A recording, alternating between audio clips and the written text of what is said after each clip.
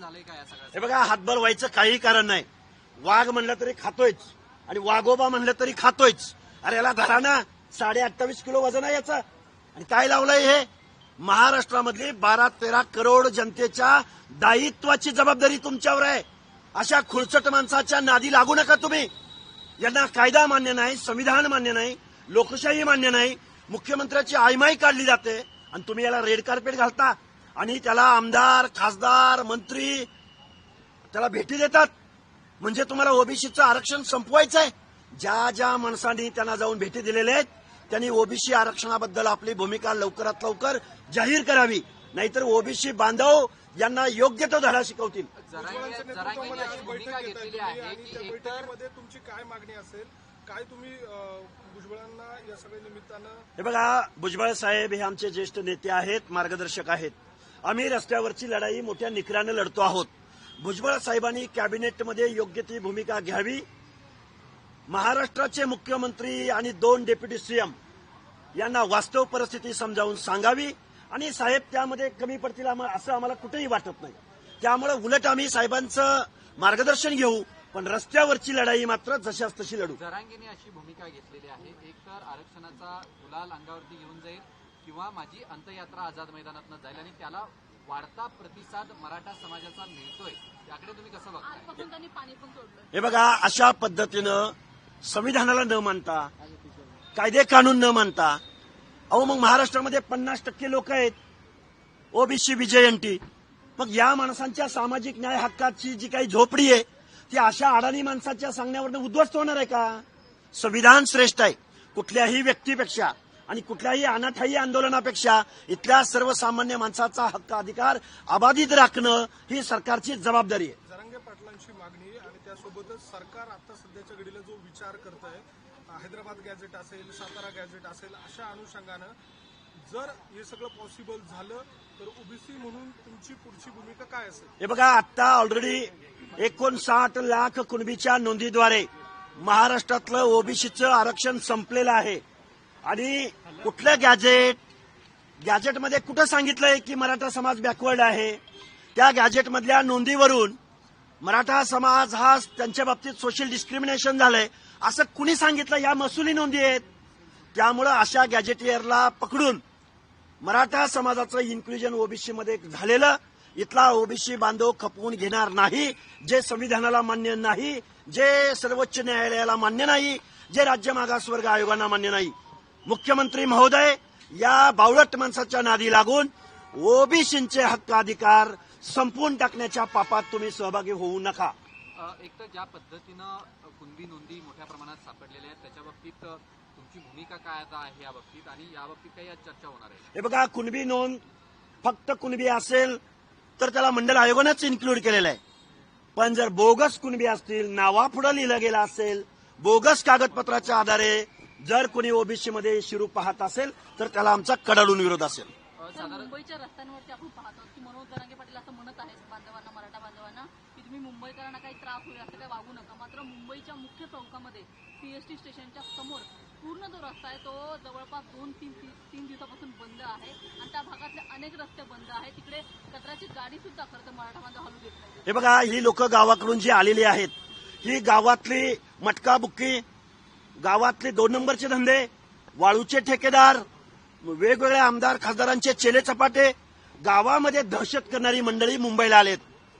गावामधल्या ओबीसी बांधवांच्या मनामध्ये भीती निर्माण करणारी मंडळी ही मुंबईला आलेली आहेत. त्यामुळं गाव माझ्या बापाचं, त्याच पद्धतीनं ते मुंबईमध्ये राहत आहेत. मुंबई ही महाराष्ट्राची राजधानी आहे. इथं चाकरमानी राहतात, इथं प्रशासक राहतात, इथं सगळी लोक राहतात. मुंबईला वेठीस धरण्याचा अधिकार या गावगंडांना कुणीही दिलेला नाही. कायद्यानं चोखपणे काम करावं आणि मुंबईकरांचं जीवन सुसह्य करावं. आजच्या बैठकीला कोण कोण उपस्थित राहणार? हे बघा, माननीय भुजबळ साहेबांनी ज्या काही प्रमुख मान्यवरांना, पदाधिकाऱ्यांना बोलवलेलं आहे, आम्ही आज भुजबळ साहेबांचं मार्गदर्शन घ्यायला आलेलो आहोत. रस्त्यावरची लढाई आम्ही मोठ्या ताकदीनं लढू. भुजबळ साहेब कॅबिनेटमधली, हाऊसमधली लढाई मोठ्या ताकदीनं लढतील. आपल्याला कोणाची नावं सांगता येईल? नावं मला माहिती नाहीत. मी आत्ताच पोहोचलोय आणि माननीय भुजबळ साहेब सांगतील ती नावं असतील. त्यामध्ये काही वेगळं असायचं काही कारण नाही. धन्यवाद. हिंदी में पता तो हिंदी में सर हिंदी में चलना रोल करना बोलिए। ये जरांगे पाटिल की जो मांग है, ये मांग एज पर लॉ नहीं है, एज पर कॉन्स्टिट्यूशन नहीं है। अगर इस महाराष्ट्र का जो पिछड़ा वर्ग है, उस जिसके साथ सैकड़ों सालों से सोशल डिस्क्रिमिनेशन हुआ है, उसके रिप्रेजेंटेशन के लिए ये रिजर्वेशन है, ये कॉन्स्टिट्यूशन का मेन अर्थ है। और ये लोग हम गरीब हुए हैं, इसीलिए हमें ओबीसी रिजर्वेशन चाहिए। ये ऐसी अनाठाई मांग कर रहे हैं, ये बेकायदा है।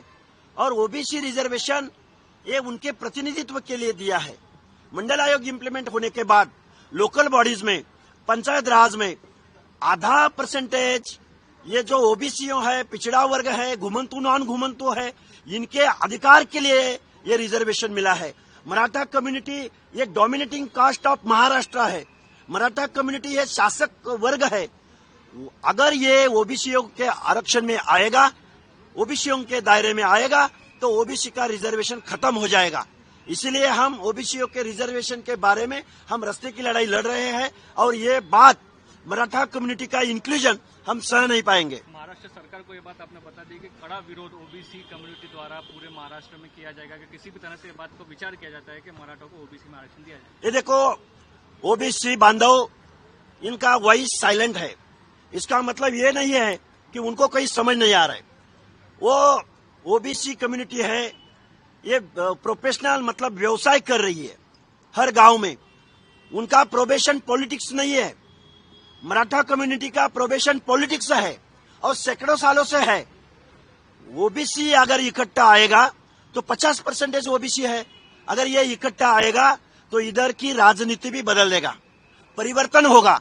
जिस महाराष्ट्र में फुले शाहू अम्बेडकर ने जन्म लिया, जिस महाराष्ट्र के फुले शाहू अम्बेडकर ने देश को लोकशाही में संविधान दिया, समता का तत्व दिया, बराबरी का तत्व दिया, रिजर्वेशन पॉलिसी से अवसर दिया, संधि दिया, ये संविधान का मूल तत्व हमारा महाराष्ट्र बचाएगा और ओबीसी खुल के सामने आएगा। और बैलेट की बात अगर इस गवर्नमेंट को समझेगी तो बैलेट की बात करेगा। कल अबू आसिम आजमी जरांगे पाटिल से मिले और कहा कि मुसलमानों को भी 5% आरक्षण सरकार को देना चाहिए, क्या कहना चाहते हैं? मुसलमान के अंतर्गत अगर 100% मुसलमान हम पकड़ते हैं, उसमें से 60% मुसलमान ऑलरेडी ओबीसी में है। और इनका 82 GR बनाने में ज्येष्ठ ओबीसी लीडर शब्बीर भाई अंसारी ने बहुत सारा काम किया है। हमारी मांग है आजमी साहब को कि ऑलरेडी 60% ऑलरेडी ओबीसीओ में है और उनका कास्ट सर्टिफिकेट लोकल के तहसीलदार, कलेक्टर, इन लोगों को वो अधिकार दिया है। और ये हमारा मुस्लिम बांधव जो छप्परबंद है, जो बागबान है, जो गांव में ये सब लोग हैं, ये हमारे साथ है। और ये ओबीसी अगर मुस्लिम में जो आ रहे हैं ओबीसी, ये सब हम इकट्ठा है और हम हमारी हक और अधिकार की बात करेंगे।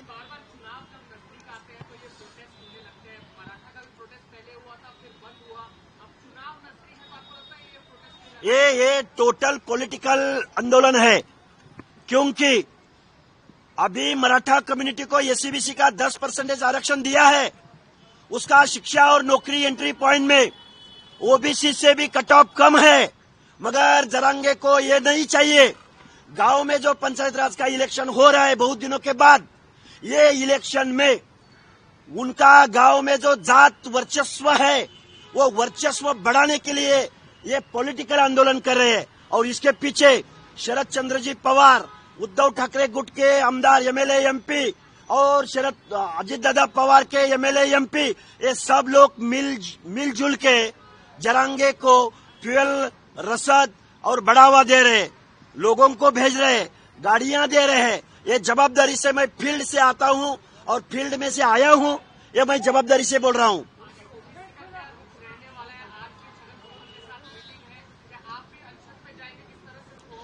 हमारी अगली रणनीति तय हो जाएगी, भुजबल साहब बता देंगे और हम रास्ते की लड़ाई भी लड़ेंगे और कानून की लड़ाई भी लड़ेंगे। सत्ता में रहकर क्यों लगता है आपको अजित दादा इस पूरे प्रोटेस्ट को सपोर्ट कर रहे हैं? देखो ना, अजित दादा आमदार के एमपी जो विजय सिंह पंडित है, जो प्रकाश सिंह सोलंकी है, इन लोगों ने इस जरांगे को गाड़ियां, पैसा, लोगों को भेजना, ये सारा काम किया है और मीडिया के सामने आके बताया है, रैली में सहभाग लिया है, सब घोषणा विषणा दिया है। इसका मतलब यह है कि अजित दादा पवार इधर देवेंद्र फडणवीस के मंत्रिमंडल में डिप्टी सीएम पद पे काम कर रहे हैं और उनके एमपी एमएलए ये सब लोग उनको डायरेक्ट लिख के अपने लेटर हेड पे सपोर्ट कर रहे हैं। इसका मतलब यह है कि देवेंद्र फडणवीस का सरकार, उनका गवर्नमेंट देवेंद्र फडणवीस को सीएम पद से खींचना, ये रणनीति अजित दादा पवार के एमपी एमएलए और अपोजिट के तो कर रहे हैं। त्याच्यामध्ये तुम्ही ज्यांची नावं घेतली, विजयसिंह पंडित आणि त्यासोबतच सोळंके यांनी एक नवी मागणी केलेली होती, ज्यांच्याकडे सातबारा आहे, ज्यांच्याकडे शेती आहे, अशांना कुणबी संबंधून त्यांना ओबीसी प्रमाणपत्र द्यावं। असं होऊ शकत नाही। मी मराठीत बोलतोय। हे बघा, कुणबी कुणाला म्हटलं गेलं? जो जागीरदाराच्या, इनामदाराच्या शेतीवरती जाऊन ज्यानं कुणबावा केला, जो स्वतःची जमीन आपल्या लेकरा बाळासहित स्वतः कसतो, त्याच्या बाबतीमध्ये कसलं सोशल डिस्क्रिमिनेशन? स्वतःची जमीन कसण्यामध्ये कसला सामाजिक दुजाभाव? जो लेबर आहे, जो शेतमजूर आहे, जो दुसऱ्याच्या शेतावर जाऊन ज्यांनी कुणबी सारखी शेती केली, डॉक्टर बाबासाहेब आंबेडकरांनी त्यांच्यासाठी स्वातंत्र्यपूर्व कालखंडामध्ये मजूर पक्षाच्या माध्यमातून आंदोलन उभं केलं होतं। म्हणून डॉक्टर बाबासाहेब आंबेडकरांना कोकणामधला सिंधुदुर्ग, रत्नागिरी, खानदेश, विदर्भामधला जो शेतकरी आहे, जो मजूर आहे, ज्याच्या बाबतीत सामाजिक दुजाभाव झाला, त्या कुणब्यांना आरक्षण दिलंय। स्वतःची 50-100 एकर जमीन स्वतः कसणाऱ्या कुणब्याला दिलेलं नाही। आणि कुणबीच म्हणायचं म्हणलं तर ब्राह्मण कुणबी आहेत, जैन कुणबी आहेत, लिंगायत कुणबी आहेत, मुस्लिम कुणबी आहेत। मग या सगळ्या कुणब्यांना तुम्ही ओबीसीचं आरक्षण देणार का? या प्रश्नाचं उत्तर या महाराष्ट्रातल्या मंत्रिमंडळाने आम्हाला द्यावं। धन्यवाद। सर, 4 दिन से जरांगे पाटिल यहाँ मुंबई में चक्का जाम करके बैठे हैं, मांग कर रहे हैं। आज छगन भुजबल ने ओबीसी नेताओं की मीटिंग बुलाई है, क्या कहना चाहते हैं? हम भुजबल साहब ये ज्येष्ठ नेता है और जिस टाइम भूमिका लेने का वक्त आता है तो वो भूमिका लेते हैं, ली है, और हम उनका मार्गदर्शन सुनेंगे।